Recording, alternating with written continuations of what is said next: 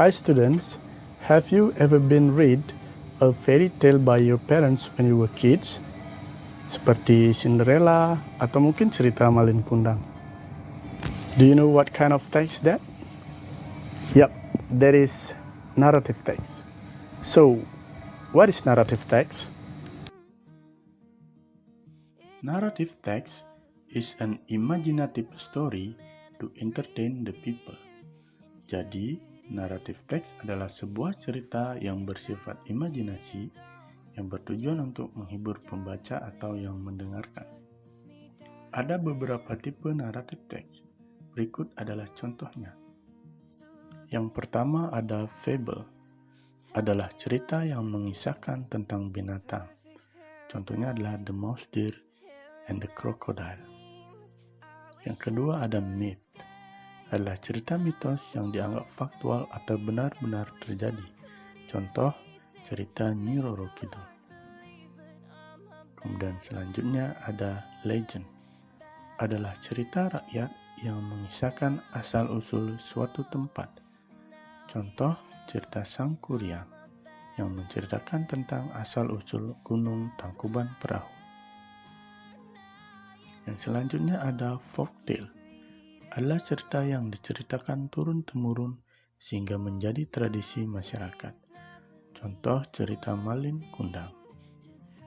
Selanjutnya ada fairy tale.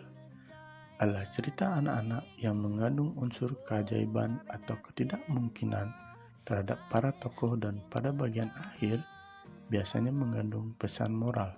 Contohnya adalah cerita Bawang Merah dan Bawang Putih. Kemudian selanjutnya ada love story, merupakan cerita yang mengangkat perjuangan seorang tokoh untuk mendapatkan cinta dari tokoh utama. Contohnya adalah kisah Cinderella. Selain genre di atas, juga ada beberapa genre lain seperti science fiction, horror, story, slice of life, and personal experience.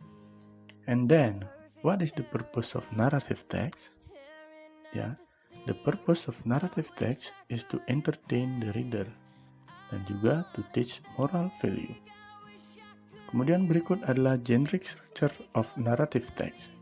Yang pertama ada orientation, yaitu tahap pengenalan tokoh, tempat, dan waktu kejadian dalam cerita. Yang kedua ada complication, yaitu permasalahan yang muncul dalam sebuah cerita. Kemudian selanjutnya ada resolution, yaitu pada bagian ini berisikan jalan keluar dari masalah tersebut. Yang terakhir ada reorientation, yaitu berisi kondisi akhir sebuah cerita yang meliputi tokoh, tempat, dan waktu.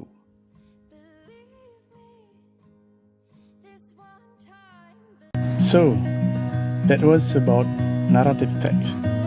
Semoga video ini bisa membantu dalam belajar kalian. Thanks for watching.